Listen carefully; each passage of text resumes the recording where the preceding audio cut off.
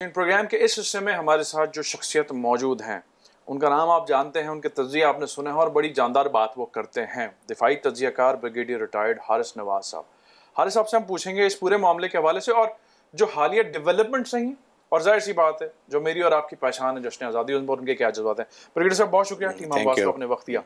सबसे पहले तो सर, जिन हालात और वाक़े से गुजर कर हम इस तारीख तक, इस दिन तक पहुँचे हैं, इस बारे में मैं आपका पॉइंट ऑफ व्यू चाहूँगा।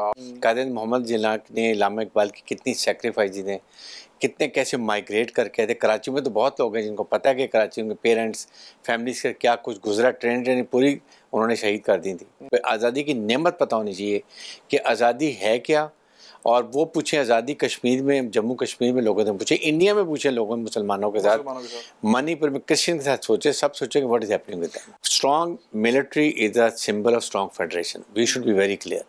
और पाकिस्तान देखिए मुसल्लह अफवाज, they will never compromise on Pakistan सलामती बका के लिए। कैसे लोग शहीद होने, हमारे सीनियर ऑफिसर्स देखें, अभी हेलीकॉप्टर जनरल सरफराज का शहीद हुए, उसके बाद और जनरल ऑफिसर शहीद हुए हैं, फिर उसके बाद सीनियर ऑफिसर्स, हमारे ट्रुप्स ऑफिसर हमारे लीड फ्रॉम द फ्रंट। तो ये चीज़ें हमें, जवान बैठा हुआ जब सियाचिन की पहाड़ियों में बैठा हुआ है -20 टेम्परेचर में, कश्मीर में बैठे हुए -10 टेम्परेचर में, डेजर्ट में बैठे हैं। ब्रिगेडियर साहब, जब जब इकोनॉमिक मामला अच्छी चीज़ों की बात होती है तो फिर सिक्योरिटी के मामला में हमें जो है वो अटैक्स दिखना शुरू हो जाते हैं। तो इन चीज़ों को आप कैसा देखते हैं, क्योंकि ये हमारा तो इशू है लेकिन फॉरेन इन्वेस्टर तो इन चीज़ों को बड़ा देखें, यही बात मैं कह रहा हूँ कि चीफ आर्मी स्टाफ जनाब आसिम मुनीर ने इस पे इतना जोर लगाया हुआ है। अभी आपके सामने जब जोब में इंसिडेंट हुआ, वहाँ अफगान नेशनल पकड़े गए, जोब में मारे गए, जो वेपन एमुनिशन यूनिफॉर्म उनके थे।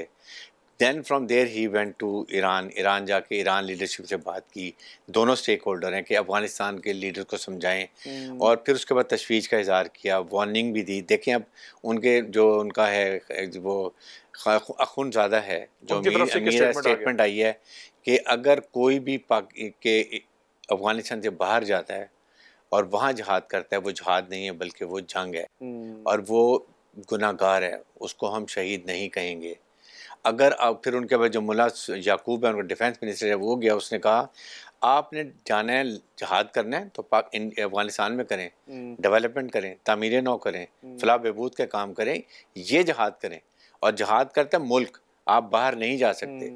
तो ये मेरे ख्याल में बड़े पॉजिटिव पॉइंट है। बट आई फील कि key to economic success is economic, ये secure environments, conducive best investment environment देने के लिए पाकिस्तान में हर हालत में ये चाहिए सिक्योरिटी, और उसके लिए फ़ौज ने तहैया किया हुआ है कि हमने ज़रूर इसको सिक्योरिटी देनी है। आपने सर्व भी किया और ऐसे ऐसे सेंसिटिव एरियाज़ में आप कहें जिसकी अभी आपने मिसाल दी है, उस पॉइंट को रख के आप क्या समझते हैं कि हमें अब क्या करना चाहिए, इसको कैसे हम डील कर सकते हैं, कंस्ट्रक्टिव हम किस तरीके से अपनी यूथ को यूटिलाइज कर सकते हैं? देखें, उसके लिए एक तो 14 ऐसे जो त्यौहार है ना, 23 मार्च है, 14 अगस्त है, 6 सितंबर है, इसको बेस्ट सेलिब्रेट करें। हम यंग एज में देखते रहे, मैं अपनी यंग, आप तो खैर अभी यंगस्टर्स हैं, हम लोग अपनी यंग एज में यूनिवर्सिटीज़ में, स्कूल्स में, कॉलेजेस में, घरों में, स्ट्रीट्स में, घर में चरागाह हो रही होती थी, और 14 लोगों को पता चले कि 14 अगस्त है क्या। मैंने अपने बचपन में तो किया है, वही मैं आपसे ऑफ द रिकॉर्ड बात कर रहा था कि अब थोड़ा सा डिफरेंट हो गया।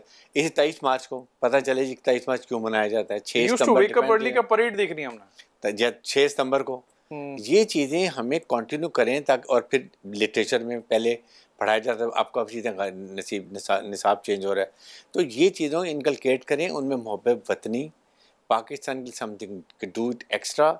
इस वक्त पाकिस्तान को बहुत ही हमें यूथ की वाकई ज़रूरत है ताकि इकोनॉमी को रिवाइव करने। आपको पता है आईटी के अंदर पाकिस्तान का जो स्कोप है, 5 साल में यू कैन हैव $100 बिलियन।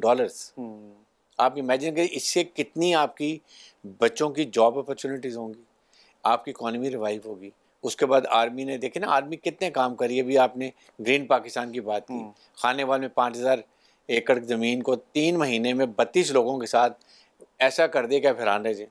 अभी माइन सबमिट आपने की है, $6 ट्रिलियन की पाकिस्तान में, बलूचिस्तान में मिनरल्स हैं, तांबा, लिथियम, उसके बाद गोल्ड, कौन सी चीज़ नहीं है, ग्रेफ नाइट स्टोन्स आपके पास।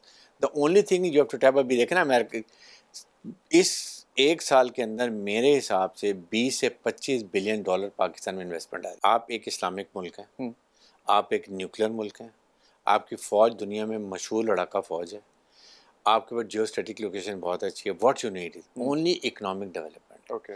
और उसके लिए main jump of point is one सीपो, ये Gwadar port, CPEC, and second आपने mineral mine exploration, IT and ज़राअत। आपको इतनी बड़ी ज़मीन है, 40 लाख एकड़ ज़मीन आबाद नहीं पड़ी हुई है, वेस्ट लैंड पड़ी हुई है, आप दुनिया को आप फूड सप्लाई कर सकते हैं। What have you gain? अभी भी बारिश हो रही है तो वही तो आप बड़े बड़े पॉन्ड बनाएं, डेजर्ट में बनाएं और वो पानी इस्तेमाल करें। डेजर्ट में बेचारे लोग क्या करते हैं? तो that is what is needed for Pakistan.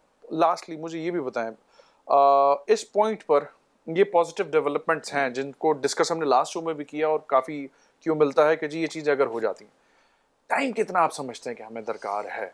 क्योंकि जहाँ टाइम फ्रेम के हवाले से बात होती है ना, तो कंटिन्यूटी ऑफ पॉलिसीज हमारे यहाँ बड़ी हैम्पर करती हैं चीज़ों को। मैं बताऊं आपको, 1 साल अगर सिंसेरिटी से with political will and mental resolve, ख़ास तौर पे जिस तरीके से chief army staff general Asim Munir ने इनिशिएटिव लिया ना ये सिम का, जिसमें आपने देखा हो कि स्पेशल इन्वेस्टमेंट फैसिलिटेशन आपने काउंसिल बना दी, फिर लिम बना दिया, लैंड इंफॉर्मेशन डेवलपमेंट डिपार्टमेंट बना दिया, दे कैन डू वंडर्स। अभी आपके सामने सऊदी अरब की पहले टीम आई थी, अब उनका वहाँ का माइन मिनरल का मिनिस्टर आया हुआ था। सऊदी अरब यूएई तैयार है आपके साथ, कतर तैयार है, बाकी चाइना बहुत आना चाहता है। आप सीपैक के अंदर पूरा सेंट्रल एशिया से आपके पूरा रशिया के थ्रू पूरा मिडल ईस्ट एंड अफ्रीका में जा सकते हैं आप। ये आपको, ये अगर आप सीपैक हम बना दें 1-2 साल के अंदर, ये और साइंस माइंड डेवलपमेंट के कॉन्ट्रैक्ट कर लें, सब कर लें, बच्चों को ये पता चल जाए कि 1-2 साल में पाकिस्तान में इकोनॉमिक बूम आने वाला है, तो ये ब्रेन ड्रेन हो रहा है ना, that will finish and they will stop, because everybody will like कि पाकिस्तान में अगर अपॉर्चुनिटीज़ हैं तो getting 5 lakhs over there and getting 2 lakhs here worth it, क्योंकि you stay with your family, आपके एक्सपेंडिचर ख़त्म होंगे और आप पाकिस्तान की डेवलपमेंट में आप खुशहादार होंगे। ना बाय नोइंग दिस कि इस वक्त जो मुआशी आदाद व शुमार हैं वो बड़े प्रेशर में हैं, ठीक है, यानी कि हम आप ये कहते हैं कि जी 1 साल हम सब्र कर लें तो चीज़ें 100% you will see the difference, but policy consistency जी, दैट इज़ वाई आपने अब army is involved in this in चीज़ों के अंदर, ताकि वो कहते हैं जी हम तब आएंगे, हम इन्वेस्टमेंट जब लाएंगे जब आर्मी की हमें गारंटी होगी, सिक्योरिटी, उनकी क्रेडिबिलिटी होगी और वन विंडो ऑपरेशन होगा, अननेसेसरी बॉटलनेक ब्यूरोक्रेटिक नहीं होगी। ठीक हो गया डॉक्टर साहब। ब्रिगेडियर साहब बहुत शुक्रिया टीम आवाज़ का, अपने वक्त दिया। ब्रिगेडियर हारिस नवाज साहब हमारे साथ, ब्रिगेडियर रिटायर्ड हारिस नवाज साहब हमारे साथ मौजूद थे और बड़ी अहम बातें की, और इन्हीं बातों में यंगस्टर्स के लिए भी बड़ा तगड़ा मैसेज है जो इस वक्त कंफ्यूज हैं, परेशान हैं, क्योंकि इसी प्रोग्राम में हमने बहुत सारे लोगों से गुफ्तगू की है, आज भी उनका पॉइंट ऑफ व्यू हमने आपके सामने रखा, उससे अर्लियर भी रखा कि वो किस तरीके से परेशानी के आलम में मुल्क छोड़ने की बातें करते हैं और बाबांगे दोहल करते हैं। एक छोटी सी हमने ब्रेक लेनी है, मजीद लोगों से बात करते हैं और उनका पॉइंट ऑफ व्यू आपके सामने रखते हैं कि किस हद तक ये जो कल्चरल गैप्स हैं इनको हमें कम करने की ज़रूरत है, अपनी जिम्मेदारियों का एहसास करने की ज़रूरत है, ताकि हम एक अच्छी कौम बन सकें, बजाय इसके कि एक डिवाइडेड मामला रहे। एक ब्रेक के बाद हमारे साथ रहिएगा।